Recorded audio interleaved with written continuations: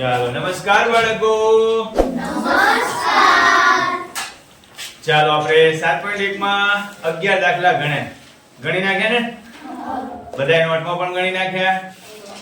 હવે આગળ જોઈએ ધોરણ 6 માં પ્રકરણ નંબર 7. કયું છે?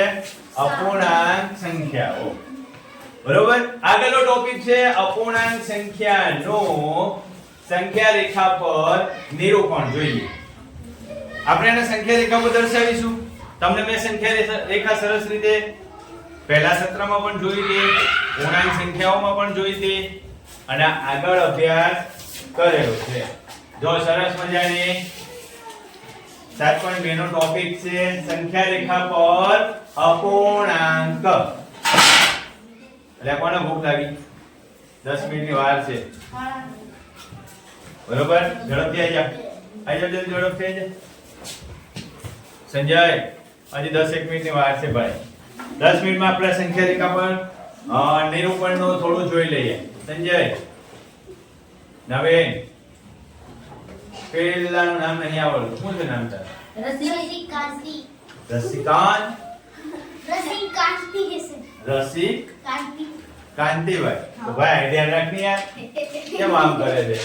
આ બધા શું કહ્યું? તારું નામ બગાડી નાખશે.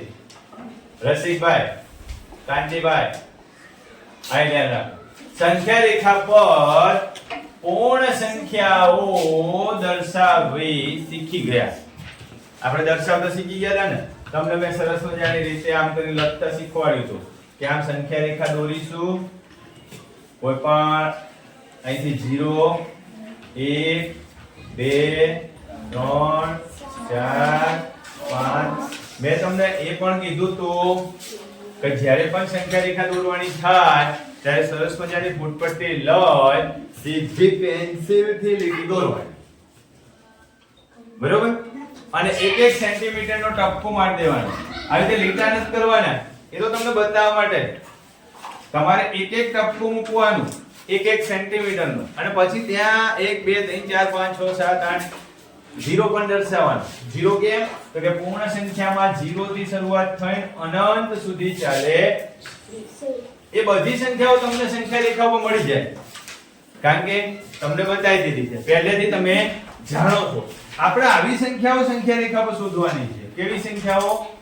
અંશ અને છેદ વાળી, એટલે કે અપૂર્ણાંક સંખ્યાઓ સંખ્યા રેખા ઉપર બતાવવાની છે. તો તમને એક ઉદાહરણ આ પણ કે ભાઈ 0 અને 1 વચ્ચે આવતી તફાવત બે સરખા ભાગ અથવા તો વિભાજન એ જે પણ સંખ્યાઓ મળે ને એની વચ્ચે બતાવવાની. તો ચાલો એક સરળ રીતે થોડો પ્રયત્ન કરીએ કે આપણે અપૂર્ણાંક આકૃતિ દ્વારા જે જોયું આવી રીતે જોયું ને, આવી રીતે આકૃતિ બનાવીએ. આપણે પહેલા ગોળ દોરીને 4 ભાગ કરીએ. પછી તમને એમ કહું કે ભાઈ એક ભાગમાં કલર કરી દો, તો તમે એક ભાગમાં કલર કરો. એટલે આનો અપૂર્ણાંકમાં કેમ લખાય ભાઈ? તો કે એક ભાગ છે. કેટલા ભાગ છે ટોટલ? 4. તો 1/4 એટલે આ દર્શાવ્યું તમને અહીંયા આવી રીતે લખાય. આને કેમ લખાય? તો કે 4 ભાગ છે. બરોબર? અને બે ભાગમાં કલર કરેલા છે એટલે બબરો ઉપર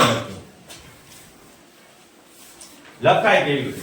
આ 2 × 2 થાય અને નીચે થાય 2 દુની 4. આ ગયું એટલે જવાબ શું આવે? 1/2. અહીંયા 1/4 છે તો અહીંયા 2/4 જ આવે. શું આવે? 2/4 આવે. અહીંયા 3/4 આવે અને અહીંયા એકડો લખ્યો ત્યાં 4/4 આવે. આ રીતે તમારે અપૂર્ણાંકો સંખ્યા રેખા ઉપર દર્શાવવાના છે. આ તો તમને મેં ક્રમમાં કહી દીધું કે ભાઈ ઉપર 1 2 3 4 5 6 7 8 લખતા જવાનું, નીચે લખતા જવાનું 4 4 4 4. બરોબર? હવે જો મેં અહીંયા તમને 1/2 કીધું તો અહીંયા છેદ ઉડાડી દો ને એટલે જવાબ શું થઈ જાય? 1/2. અહીંયા પણ છેદ ઉડાડી દો એના બરાબર શું થઈ જાય? 1 થઈ જાય ને? આ વસ્તુ તમે સમજશો કે કોઈ પણ આકૃતિને અથવા તો કે અપૂર્ણાંક દર્શાવતી આકૃતિને સંખ્યા રેખા પર કેવી રીતે દર્શાવશો એની વાત આપણે કરવાની છે. સરસ રીતે ફૂટપટ્ટીની મદદથી આ બંને ગેપ જો ટપકા છે ટપકા આપણે આમાં લીટા બતાવીએ છીએ. કેમ? તો કે તમને દેખાય, પણ એવું કરવાનો નથી. હંમેશા આમ ટપકું મારવાનું, નાનકડું 1-1 સેન્ટીમીટર નો શું કરવાનો? ટપકું મારતા જવાનું. કેટલા ટપકા છે ગણતા જવાનું, બરોબર. અને અહીંયા પ્રશ્નાર્થ છે ત્યાં શું અપૂર્ણાંક આવે એ જોવાનું. જો 1/4 કીધું હોય તો આપણે અહીંયા 1/4, 2/4, 3/4, આ થઈ ગયું 4/4, અહીંયા થશે 5/4, 6/4, 7/4, 8/4. જો 4 ના સંદર્ભમાં છે એટલા માટે 4 લખું. તમને ક્યારેક 5 ભાગે કીધા હોય, તમને ક્યારેક 6 ભાગે કે તો છેદમાં 5 આવે ને 6 આવે, બગડો આવે. જો અહીંયા છેદમાં બગડો આવશે, અહીંયા છેદમાં શું આવી ગયું ભાઈ? આવી ગયો ને બગડો. અહીંયા છેદમાં કઈ નહીં આવે, 1 થઈ જશે. અહીંયા છેદમાં જો બગડો થઈ જશે, અહીંયા 3 થશે ને અહીંયા 2 થશે. અહીંયા પણ છેદમાં જો છેદમાં નહીં, એ બગડો થઈ જશે. કેમ? તો 4 2 8 થાય અને નીચે 4 1 4, એકડો દર્શાવવાની જરૂર નથી, બરોબર. એવી જ રીતે અહીંયા દર્શાવવાની સંખ્યા રેખા ઉપર કઈ સંખ્યાઓ દર્શાવશો ભાઈ? અહીંયા તમે કોઈ પણ એક સંખ્યા દર્શાવો કે અહીંયા છે કેટલા છે? એકડો. ત્યાં આગળ એકડો લાવવો હોય તો ગણો કેટલા થાય છે. જો આ ભૂમિના ત્યાં છેલ્લે એકડો લાવવો છે તો ચલો હું ગણી નાખું. 1 આ 0, 1 2 3 4 5 6 7 8 9 10 11 12 છે, બરોબર. આપણે લઈ લો 1/12, 2/12,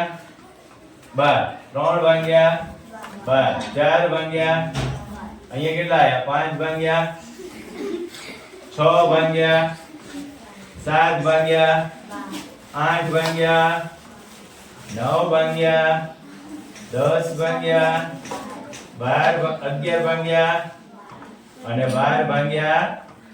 આ 12 ઉડી જાય એટલે 1 થઈ જાય. થઈ જાય ને? બસ બેનો આ ધ્યાન રાખો. ચલો ઝડપથી પ્રયત્ન કરો. આવ્યું છે તમારા માટે તમારે થોડું અલગ પ્રકારનું. પહેલો પ્રયત્ન કરો. પહેલું 3/5 ની સંખ્યા રેખા ઉપર દર્શાવવું. તો ચાલો દર્શાવી દઈએ. પહેલું સંખ્યા રેખા દોરી દઈએ, બરોબર. સંખ્યા રેખા ઉપર ઋણ અંકો આવે, 0 પણ આવે અને ધન અંકો પણ આવશે. બેન કેટલા છે? 3/5 બતાવવાના છે તો બતાવી દઈએ. અહીંયા લખી નાખીએ 1/5, અહીં લખી નાખીએ 2/5, અહીં લખી નાખીએ 3/5, અહીંયા લખીએ 4/5 અને અહીંયા લખીએ 5/. એના બરાબર 1 લખાય. શું લખાય? 1 લખાય. આપણે બતાવવાનું શું છે ભાઈ? 3/5 ક્યાં છે? અહીં આપણે એને નિશાની કરી દઈશું. તો આ થઈ ગયું 3/5, બરોબર. તમે આ બધાય ન લખો તો પણ ચાલે. લખવાથી શું થાય? આપણને સરળતા રહેશે. આગળ બીજું છે 1/10, 0/10, 5/10 અને 10/10. આ વસ્તુ બતાવવાની છે. તો ચાલો નવી સંખ્યા રેખા દોરું છું. એક બાજુ ઋણ સંખ્યા બતાવી દઉં. 0/10 લખી નાખું, 1/10 લખી નાખું, 2/10,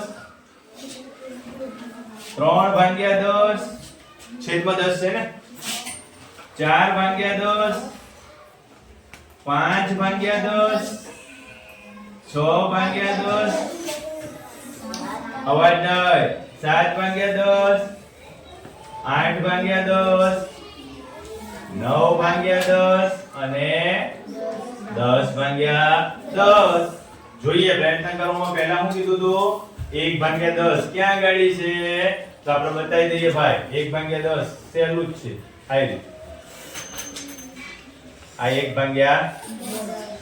બીજું શું બતાવવાનું કીધું છે? જો 0/10 તો યાદ. ત્રીજું શું બતાવવાનું કીધું છે ભાઈ? 5/10 ક્યાં છે? જો આ 5/10.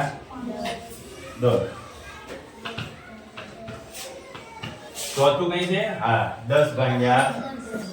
આ 10/10. આના બરાબર તમે 1 પણ લખી શકો. આના બરાબર તમે 1/2 પણ લખી શકો. કેવી રીતે? તો કે આ 5/10 છે, એના બરાબર 5 ગુણ્યા 1 અને 5 ગુણ્યા 2 આવું લખી શકાય. એટલે 1/2 થાય. સમજાય છે?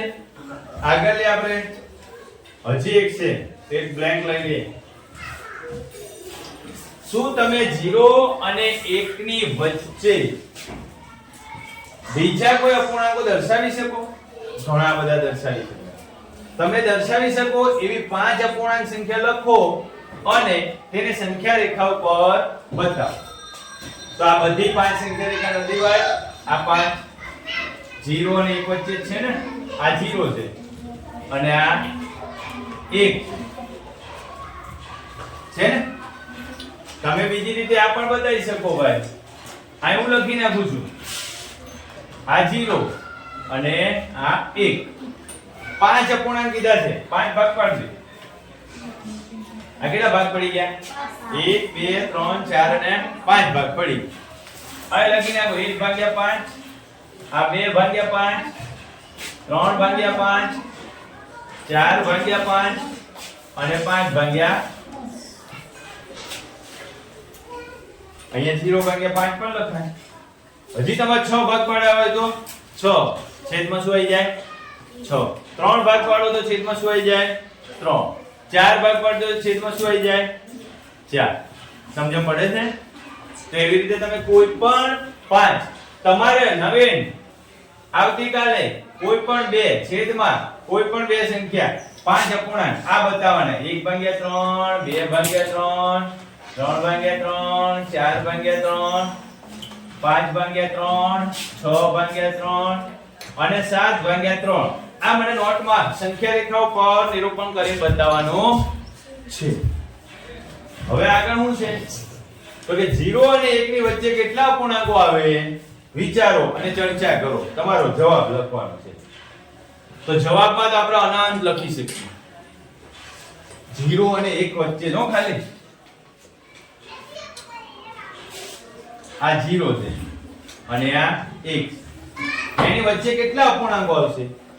તમે 1/1 લખો, 1/2 લખો, 1/3, 1/4, 1/5, 1/6, જ્યાં સુધી તમારાથી લખાય ને ત્યાં સુધી તમે ફૂટપટ્ટી પર માર્ક કરજો. જોજો આવા આંકા પાડેલા હશે મોટો. આવા તમને આંકા પાડેલા હશે, બરોબર? તો આ શું બતાવે છે કે ભાઈ 1 અને 0 વચ્ચે ઘણા બધા અપૂર્ણાંકો સમાયેલા છે. તમે જવાબમાં લખી શકાય અનંત અપૂર્ણાંક મળશે આપણને. કેટલા અપૂર્ણાંક મળશે? અનંત અપૂર્ણાંક મળશે, બરોબર? આપણે આટલા સુધી રાખીશું.